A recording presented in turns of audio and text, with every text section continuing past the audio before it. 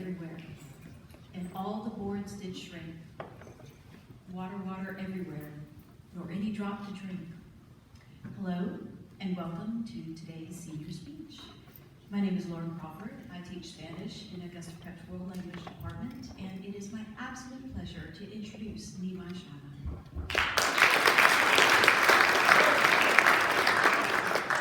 Joining us today are Nimai's parents, Rakesh and Eunice Sharma, as well as his younger sister, our very own junior, Priya Sharma. Nimai's friends, Gavin Brinson and DJ Rechtenwald, are also here to offer support and encouragement. Please help me welcome them to today's speech.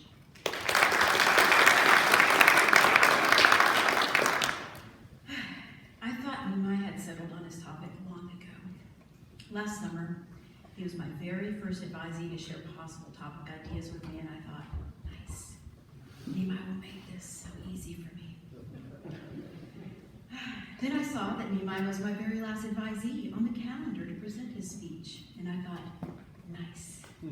Nimai has plenty of time. He'll have this wrapped up like a present by February. I was so very wrong. First, Nimai changed his topic. And then he was not quite sure where to go with the topic he had decided on. So, together, Nimai and I pushed up our sleeves and we went to work. Now, if you're an underclassman, you may not know the work that goes into a senior speech. Nimai had to do all this work while serving as vice president of the student government. You may also not know that there are hours of research, some possible interviews, or questions posed to experts or your fellow classmates. Nimai balances repertorial work with an intensive athletic schedule. He plays sports year-round. He captains a football team. You may not know that a senior then has to create an outline with a clear topic, supporting arguments, and a scintillating conclusion that dazzles the audience. Nimai found time to craft his topic while juggling NHS, Squad M, Science Club, and chorus. On top of all of that, there is the ever-present and oh-so-important slide deck to create. It must support the speech, but not distract. Some of my advisees already know their way around PowerPoint or Google Slides. They know how to animate and insert videos to play an exact segment. It's an important skill to have. But many of them don't yet have these skills, so we spend time learning about serif and sans serif fonts, as well as how to space images and text. This graphic design component takes a lot of time. Nimai had to balance his academics, athletics, arts, and service work at both the Bridge Ministry and the Ronald McDonald House with the undertaking of his senior speech. It's a big project that yields a tremendous variety of results.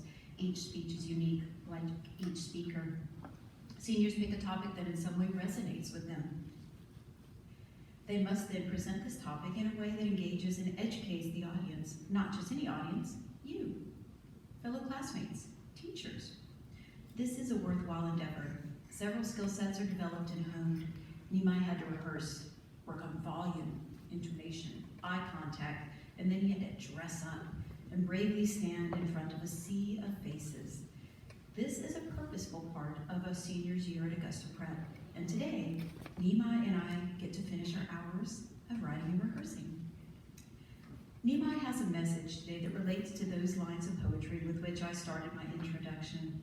This excerpt from Samuel Taylor Coleridge's Rhyme of the Ancient Mariner refers to a man who did not truly value water until there was no more to drink. Let's welcome Nimai to the podium so that he can enlighten us on the value of H2O.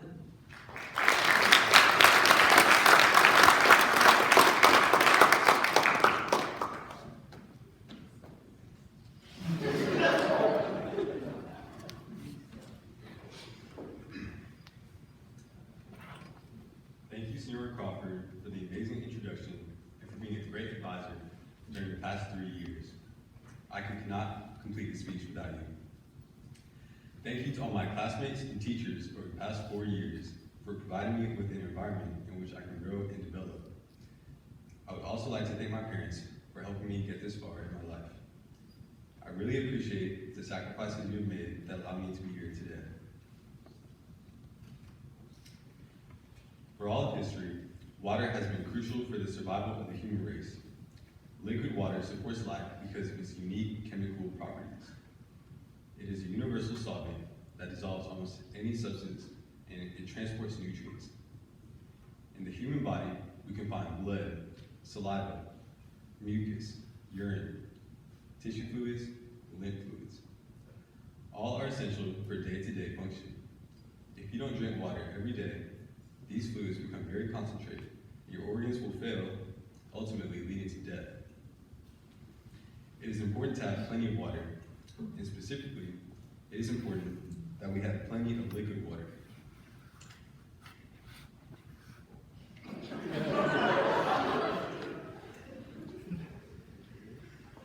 You may already be familiar with 3 states of water: liquid, solid, and gas. Solid and gaseous states of water have many uses, but humans utilize liquid water for a wide variety of reasons: consumption, transportation, industry, recreation. The first recorded water wells were dug around 6500 BCE in the Jezreel Valley. The inhabitants had access to a consistent source of clean water where they could fill their gourds instead of running the risk of drinking from polluted rivers or lakes. The ancient Egyptians built the oldest known plumbing system around 4000 BCE. This allowed them to easily irrigate their land and enjoy fresh water in their homes. Proper waste disposal and plumbing are essential for the success of a civilization. Let us look at the Indus Valley Civilization, which was located between North India and Pakistan. They built efficient drainage and water management systems, thus avoiding waterborne diseases. As a result, this civilization could put energy into advancing their culture instead of relocating to avoid illnesses. Most other human populations were forced to move once they tainted their clean water supply. We should also consider the ancient Mayans, who populated southern Mexico through Guatemala. They developed pressurized pipes around 500 CE. On top of that, the Mayans had underground aqueducts to bring in large amounts of fresh water. Now let's look at an example of a failure to properly dispose of waste. In the 19th century, a cholera epidemic devastated London, England. Cholera is an illness caused by bacterium found in feces and is transmitted by drinking contaminated water. During the early 19th century, cholera claimed the lives of around 50,000 people in England. According to Dr. John Snow, the physician who saw the epidemic, quote, "The most terrible outbreak of cholera took place in London, in Broad Street. There were upwards of 500 fatal attacks of cholera in 10 days. The mortality probably equals any that was ever caused in this country, even by the plague, and it was much more sudden," end quote. How could such an advanced civilization make such a catastrophic mistake? Fortunately, Luther Hawes invented and manufactured the first drinking fountain in 1906, giving people more access to clean drinking water, thus saving countless lives. Thankfully, today, 3 out of 4 people across the planet have access to a clean, safely managed water source. With this access comes the responsibility of not wasting what just seems limitless. The average American uses around 100 gallons of water for indoor home purposes every day. Toilet flushes account for about a quarter of those uses, and showers and baths are the second largest percentage at around 23%. Surprisingly, leaks use almost 11 times the amount of water that dishwashing uses. An easy way to conserve water is to install a low-flow water-conserving toilet. Now, let's take a look at food and drink. 1,800 gallons of water are used to produce a single pound of beef. It takes a gallon of water to grow a single almond, and it takes 1,000 gallons of water to produce a pound of nuts. Fruits and vegetables are the most efficient when it comes to water usage. Vegetables use about 40 gallons of water per pound. Amazingly, crickets are the most efficient way to get protein in terms of water consumption. Crickets deliver 71 grams of protein per 100 gallons of water used. For reference, a hamburger has 13 grams of protein. Soy is a close second, giving us 63 grams of protein for 100 gallons of water used. Chicken, corn, and beef each give us fewer than 20 grams of protein for 100 gallons of water used. I doubt most of us will run towards the cricket section in the grocery store, but perhaps incorporating a meatless Monday is a small step in the right direction towards better water management. It is important to note that cow's milk and almond milk both use a significant amount of water per gallon produced. In terms of emissions and water use, the most environmentally friendly milk is oat milk. Also, the Dunkin' Coconut Refreshers are pretty good, and if you hadn't had one, I definitely suggest you give the pink one a try. Now, I would like to talk about industrial uses. The paper industry and the steel industry both use incredible amounts of water. To make paper, water is used to wash wood, cook wood chips for pulp, and finally to process the pulp. Producing a single case of water uses 40,000 gallons of water.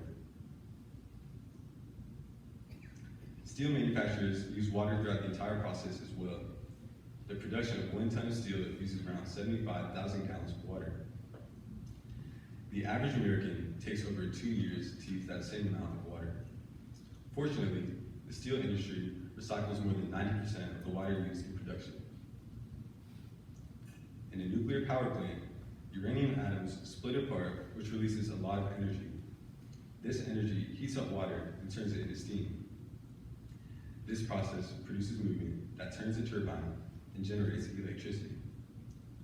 Most of the water used in nuclear power plants is reused, recycled, or it evaporates into the atmosphere. Nuclear power plants release 0 greenhouse gases and 0 emissions. For these reasons, nuclear power is much cleaner and more eco-friendly when compared to the American coal industry, which uses about 75 trillion gallons of water per year.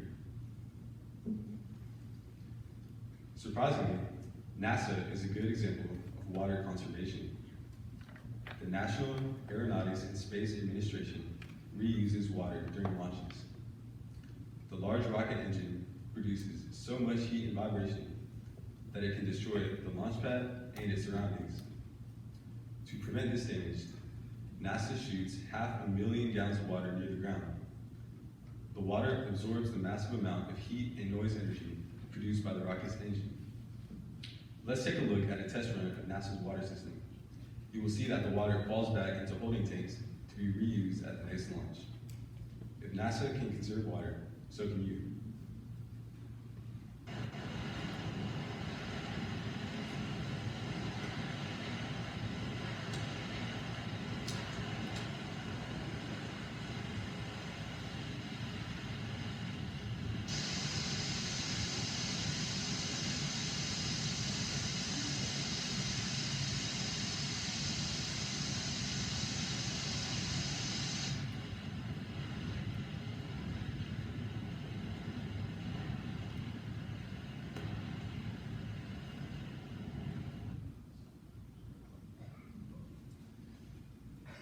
If we don't know history, we are doomed to make the same mistakes. Major threats to our water supply and access are overconsumption and inefficient water use. There's a limited amount of water on Earth, so we must use it responsibly. Poor water sanitation and access are still problems in many parts of the world. We can look towards the Indus Valley civilization and the Mayans to remember to implement better urban planning, which results in great water sanitation. To help overconsumption and inefficient water use, we can try out meatless Mondays. Another solution is to upgrade our toilets to low-flow systems. Let's not flush our resources away. We can all do our part to conserve water. By doing so, we will not just help out the planet, we will also save lots of money along the way. Thank you.